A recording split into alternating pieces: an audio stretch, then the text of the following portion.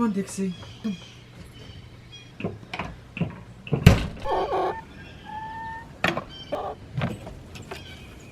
Morning, chickies.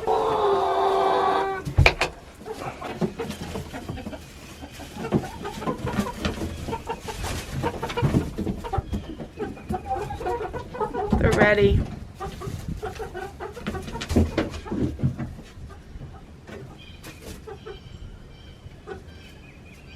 Good morning, everybody. Welcome back to the Berry Mountain Homestead. I'm Michelle. I'm Tony. If you are new, welcome. We are currently living in an RV while we're getting our homestead together. So today we're gonna bring you guys along for a day in the life on the homestead, kind of just what we're doing today.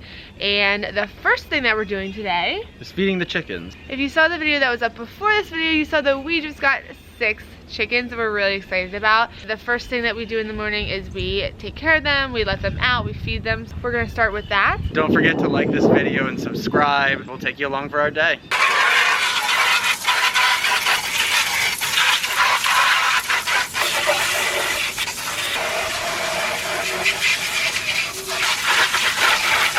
We've only had the chickens for a couple days, but they seem to not like the dry pellets. They were getting fed crumbles and they're still a little young. So we went ahead and fermented some of their feed, a little tiny bit of scratch mixed in, and they go crazy for it. So we're very happy that they're finally eating. I'm just gonna scoop this out, try to save some of the water in there, and split it up among 2 of them so they can all eat at the same time. Are you guys hungry? It's coming! Look at you, beautiful. Hello. Good morning. Yummy. Doesn't that look enticing?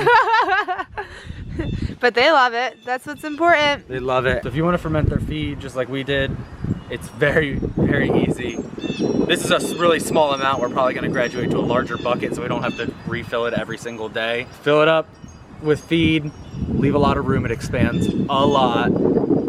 Cover with water, wait a couple minutes, it'll expand all the way up, and then fill it with another inch or 2 of water to make sure that none of the food is touching the air because it'll go moldy real quick. And then just wait a day or 2. You can pull it out just overnight the next day and it's fine, they still like it, but the longer you wait, the better it is. Hey girlies. I know you're hungry. Well, that's sure better than them not eating.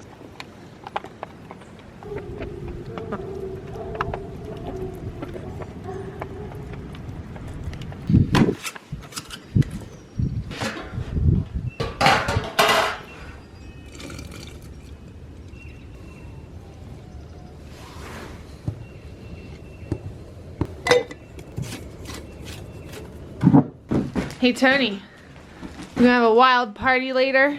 Yes.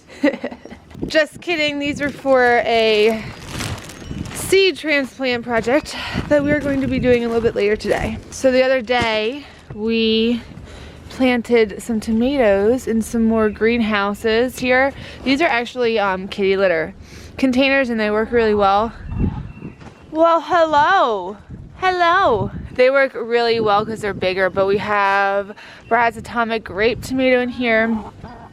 Aunt Ruby's German green. I'm excited to have a green tomato. It's really interesting. Dr. Richie's yellow tomato, and then a black beauty, which I'm pumped for too. We have a whole video about seed starting in these. We can put it in a card or link it below, but it's been a really good experience so far, and we have some under the RV because it was freezing last night, and then we have to pull out today too, and I can show you them.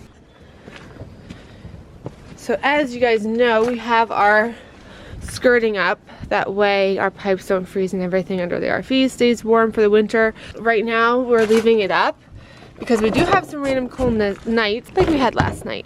And this is just a recycled door to kind of access this area. This is where we've been keeping our seedlings if it gets too cold at night, and we just keep the heat lamps on there to keep them nice and warm and toasty. I'm just gonna pull these out now so that they can get some sun today. So how warm would you say it's been under here at night? It's roughly 50-ish. 50 degrees, and last night the low was like 30, so it's pretty good.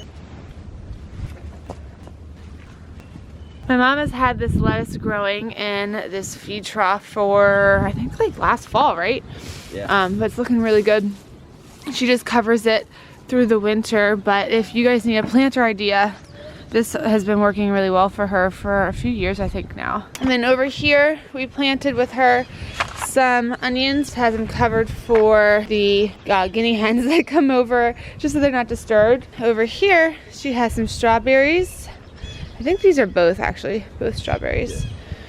But she just created little garden beds out of these big logs that she rolled over to keep the soil kind of in there. So not something that's usually in our morning routine, but today we are helping out my mom and we're gonna take care of her horse and do like the morning stuff that goes along with that. So we're gonna bring you along with us in the barn.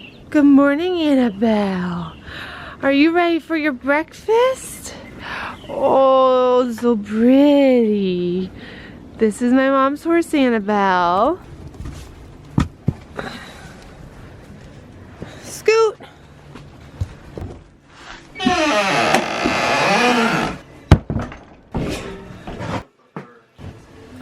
Somebody's hungry. No, not yet. There you go. What a happy girl.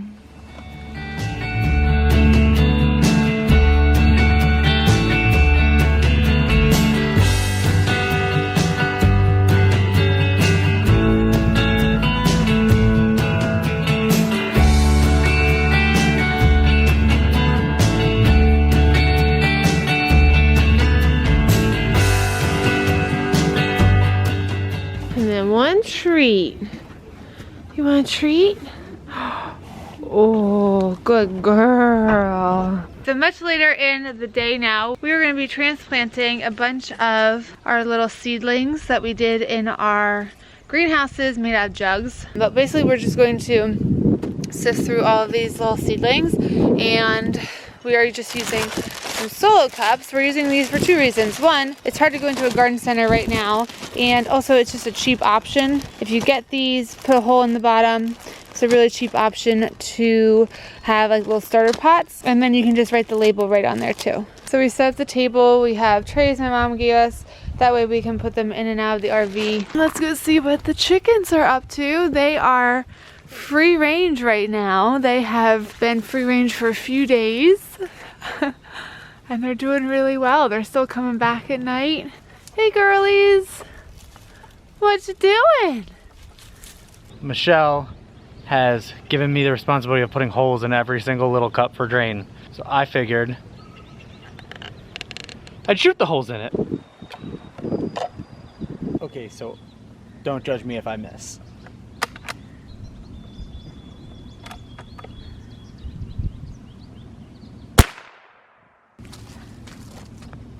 So what do you think, guys? You think she'll like it? So Michelle's told me that I need more than one hole in here, so we'll do that. Always use ear protection.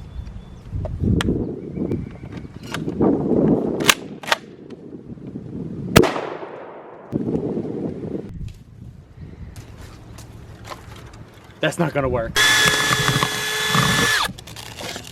Okay, so I just popped this out of the jug, but if you flip it over very gently, you can see it is very root bound. So well over its time to be transplanted into these cups, which we then filled with some soil. So the hard part is just kind of getting these separated. It's like you're doing little surgery. We're gonna work at it. It's a little tedious, but well worth it to get these guys into the bigger containers.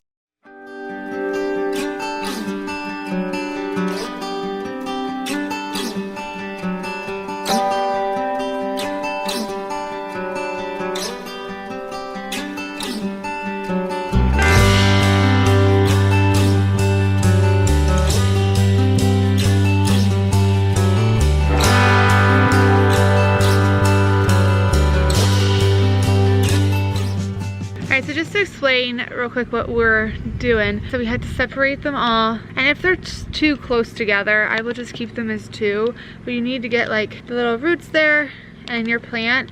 For the cup, you want to have it deep enough that you have it buried all the way up until those little leaves. That way the legginess that has kind of happened with it being in the jug is corrected by burying it so deep into the soil. We have all of these so far that we have separated. I still have this to do, and then I think we have like 2 more Brussels sprout containers. We are going to be busy at this for quite some time, and you might lose a couple. That's why you overplant. Like, we have so many Brussels sprouts. We don't need this many Brussels sprouts.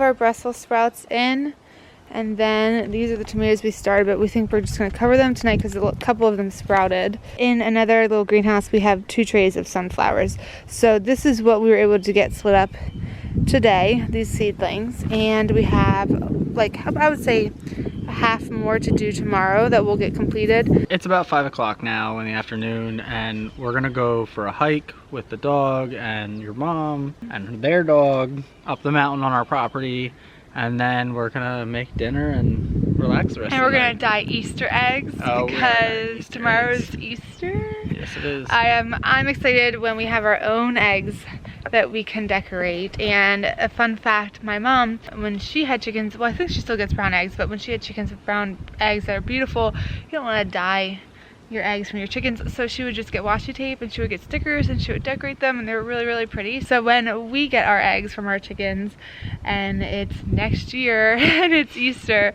I think that's the plan. I'm just gonna decorate them cute and make sure that you can still see their beautiful color. But this year we're going to do traditionally dyeing our eggs tonight. Break out the vinegar and food dye. Yes. So I hope you guys enjoyed coming along with us today, a day kind of in our life here and what we've been up to. If you are new, if you haven't subscribed yet, do that before you go. We create a bunch of homesteading vlogs and just like living in an RV, gardening, and then fingers crossed, hopefully soon our land will be cleared. We're going to be doing some construction on our land, and you'll get to see that whole journey and whole process. So we hope you guys have a wonderful Easter, and thank you for watching. On the edge of my bed, waiting by the river, I found a little piece of homestead.